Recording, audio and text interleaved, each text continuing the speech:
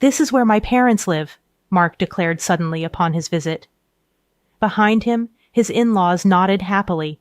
I found myself in the middle of an online meeting and quickly apologized to the other party before ending the call. Irritated, I turned my gaze towards the door. "Why did you come all of a sudden?" I asked them, maintaining my composure. My father-in-law proudly replied, "We'll pay off the mortgage, so please leave." It was hard to suppress a laugh at his statement. My mother-in-law had never worked, and my father-in-law was just staying at home without any employment, yet Mark was completely in favor of his parents' opinion. Disappointed by his stance, I considered divorce. "I leave," I quickly replied, to the surprise of all three of them. "The mortgagee of the house is $5,000 per month." With an inward smile, I began to pack seriously. Luckily, I had a business trip scheduled for a week starting the next day. With my suitcase and bankbook ready, I headed to the entrance. "Goodbye," I said as I left the house. First, I'd start by transferring the house's title to Mark. I felt excited thinking about my future plans. My name is Shai Owen. I am 47 years old and work as a web designer. I went independent 5 years ago and have been fortunate enough to receive many project checks.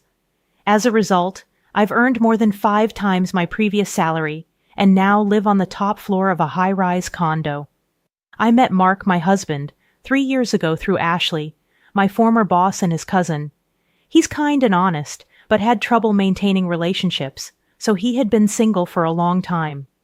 Around that time, my business was doing well, and I bought the top floor of a high-rise condo, doubling as an office. I wasn't planning on marrying, but Ashley strongly suggested I meet Mark. When I met him, he was very gentle and attractive looking, much younger than his actual age. We started dating and got engaged within 6 months. My parents had already passed away, and my only relative was my brother, so my brother and his wife also attended the family meeting. From Mark's side, his parents and cousin Ashley came. The meeting went smoothly overall. However, my sister-in-law's comment, "This seems stiff," left me puzzled. I never imagined her words would become a reality.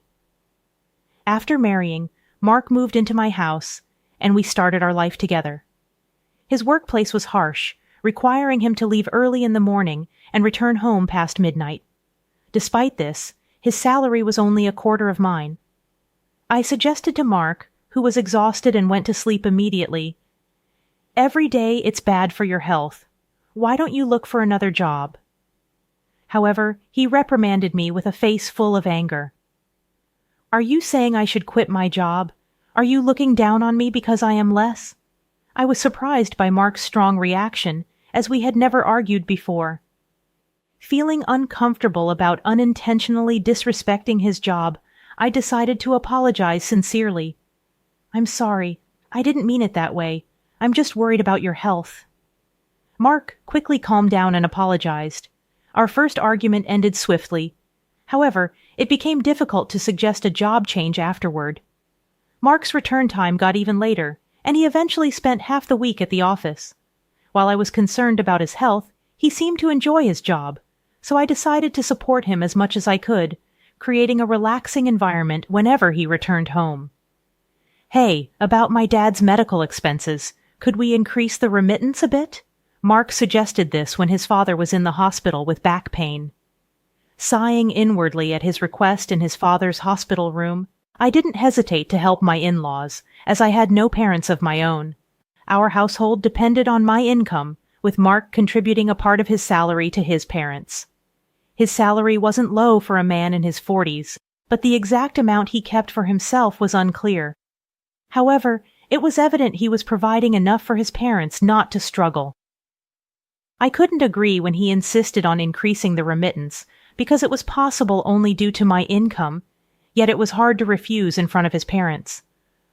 "Mark, you're really kind. Thank you so much. It's a big help," they said, looking at me and Mark under their pressure. I reluctantly agreed to increase the remittance. Afterward, my in-laws started demanding money for various reasons, not just the remittance. I wanted to refuse, but they knew I would say no, so they approached Mark instead. Especially weak to his mother's requests, Mark often decided to increase the remittance whenever she asked.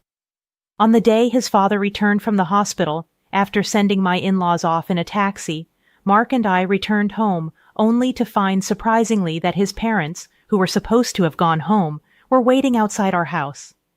It's tough for Dad to climb our stairs, so I thought we'd take care of him here until his back is fully healed. What? You can't just spring that on me? My surprised reaction made my mother-in-law frown.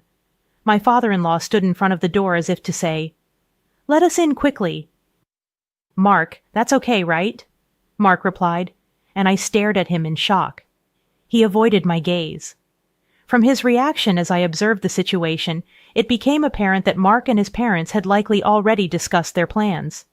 "Fine, you can stay here until you're fully recovered," I reluctantly relented, ushering my in-laws inside. They surveyed the house and settled onto the living room sofa. "Look at this place. So nice. Our house is 50 years old and falling apart," remarked my father-in-law. "Yeah, it's really showing its age," agreed my mother-in-law. Mark nodded along, indicating their intention to stay for an extended period. Admittedly. Since I had been providing financial support, having them here might ease the burden. However, financial considerations aside, it didn't mean I welcomed the idea of cohabiting. Renovating old houses is trendy these days. "How about considering that, Mark?" I suggested. "Yeah, maybe," Mark replied. 2 years into our marriage, despite being in the supposed honeymoon phase, Mark and I hardly spent time together. We hadn't even gone on a honeymoon.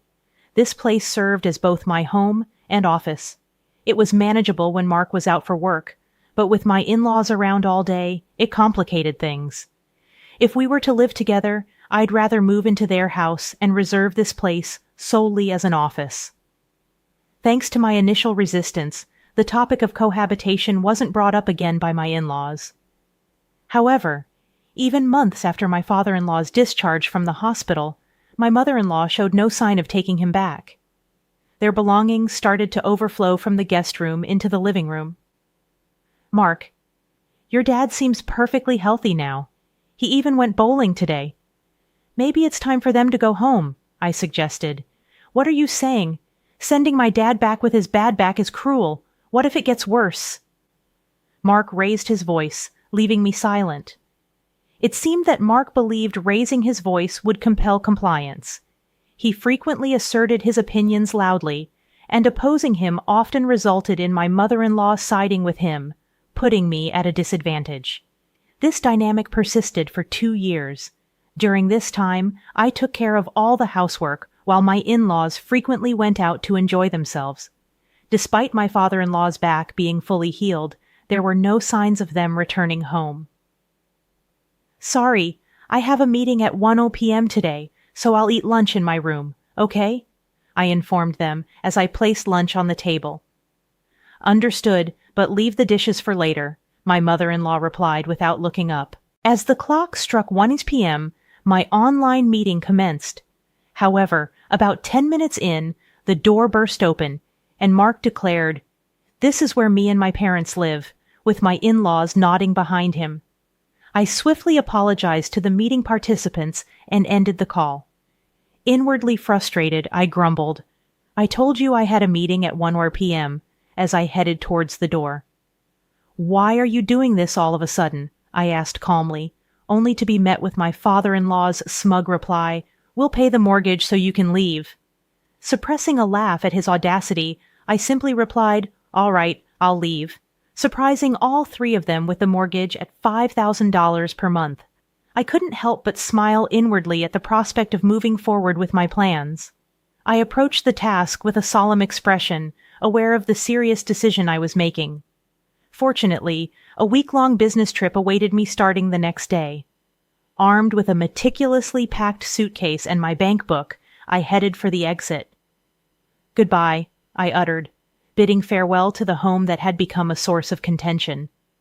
The first order of business was transferring the house title to Mark. Brimming with excitement about the impending changes, I checked into a hotel and promptly contacted a real estate agent to initiate the house transfer. Encompassing the mortgage, the success of the transfer rested on Mark's ability to handle the mortgage.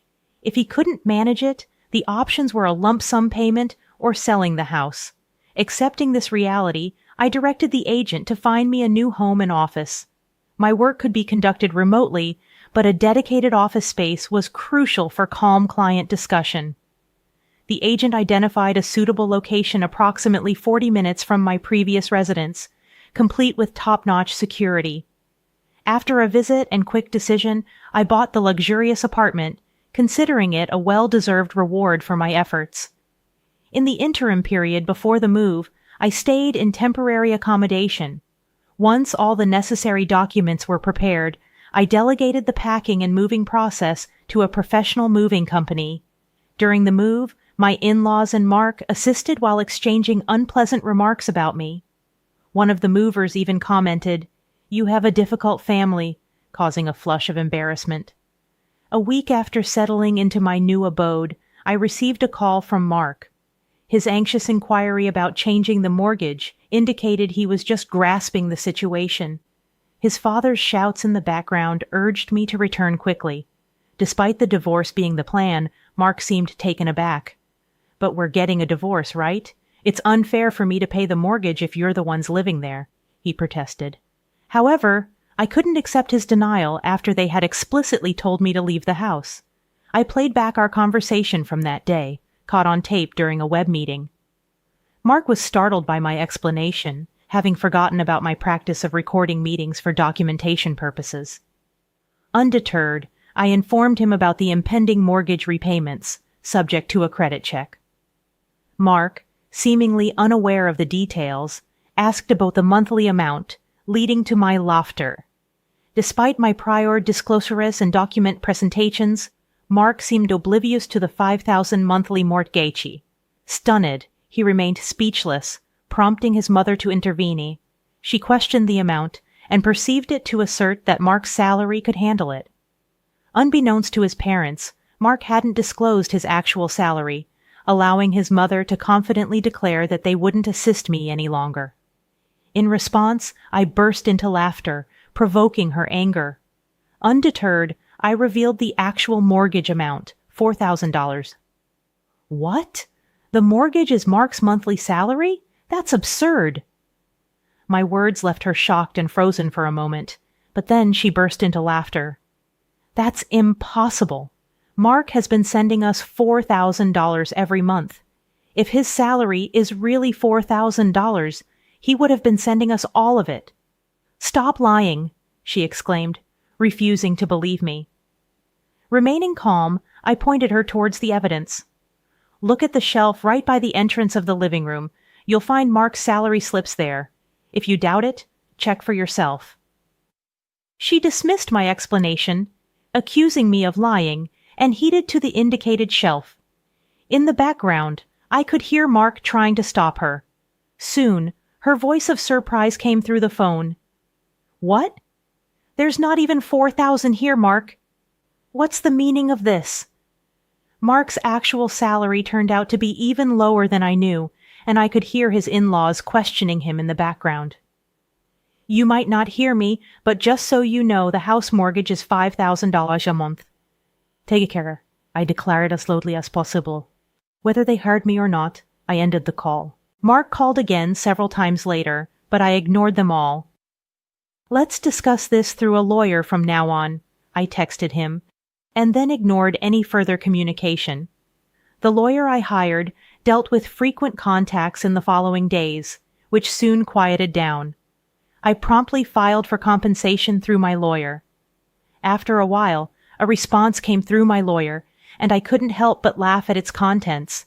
It seemed to be penned by a team of liars from Mark's side. "The allegations by Shelley are false, and the real victim is our client. We demand compensation for emotional distress at Reed," read the response. All I could say to my lawyer was, "I'm sorry." The divorce was nearing, but our relationship as a couple was still ongoing. I wanted to get away from a husband who could make such demands. "My client wants to meet and discuss in person," my lawyer said, handing me a letter. The letter briefly requested to verify the truth behind Mark's claims. I agreed through my lawyer and chose a location far from my current residence for precaution. At the scheduled meeting with the opposing lawyer, Mark didn't show up. The lawyer was young and polite, greeting me properly upon arrival. He revealed that his client was actually Mark's mother. According to him, Mark remained silent during their discussions, keeping his head down.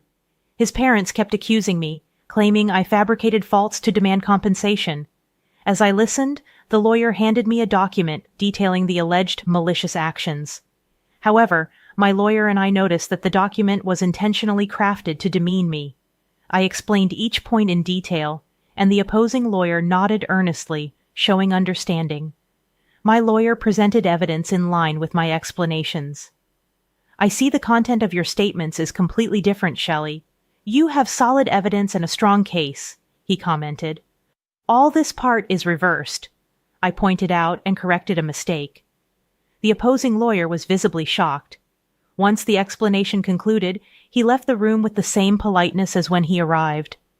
My lawyer and I strategized to expose Mark and his parents' falsehoods, reaching out to other relevant parties to set up a meeting to discuss compensation.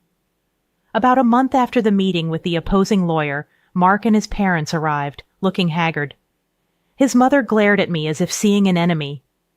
You seem to be enjoying all this trouble. Who do you think is responsible for this situation? She asked. Dissatisfied with the private dining room I had chosen, it was unfortunate that she didn't like the upscale restaurant she used to favor. However, her irritation might also be influenced by the fact that the opposing lawyer, having learned the truth, dropped their defense. Mother, you used to like this place, right? I anticipated her delight, but she met my words with a somber expression. We entered the restaurant, greeted by staff briefed on our situation, and escorted to a private room. Mark remained silent until we were seated, then suddenly grew emotional. Shelley, I was wrong. Please help me. I can't go on like this. I'll do anything you say. Please come back. Mark pleaded, stunning his parents. I offered a kind smile, momentarily easing Mark's distress. However, I signaled my lawyer, who handed Mark a document. As Mark paled, I urged him to read it. His mother snatched it, glaring furiously. The document meticulously refuted each of Mark's claims in stark red ink. Enraged, she splashed water on my face, berating me for my arrogance. To everyone's surprise, I burst into laughter at the absurdity of the situation. My laughter caught them off guard, including my lawyer. Yes, it seems I wasn't the perfect wife, I quipped. I shared the burden of household chores, endured criticism for my infertility, and even had my earnings taken. As Mark's parents continued to rail against me, I signaled my lawyer, who produced a photograph. It depicted Mark entering a hotel with a young woman, my former boss, and Mark's cousin, Ashley. Shocked into silence, Mark couldn't deny the evidence. Ashley explained the situation, revealing Mark's infidelity. In the face of his guilt, I submitted the divorce papers and compensation documents. Mark, overwhelmed, began to cry. His parents, equally shocked, faced the reality of their son's actions. Within a month, Ashley informed me that Mark and his parents had moved due to financial strain. Mark's salary couldn't sustain their spending habits, and they sought rental assistance. The compensation for the deceived woman and myself was covered by Ashley's parents. Surprisingly, Ashley found love with Mark's former lawyer, drawn to his decisiveness. Embracing the unexpected turn of events, I started blogging about my experiences, leading to new writing opportunities.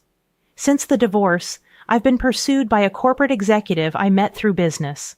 Our relationship turned romantic, and he's proposed we live together.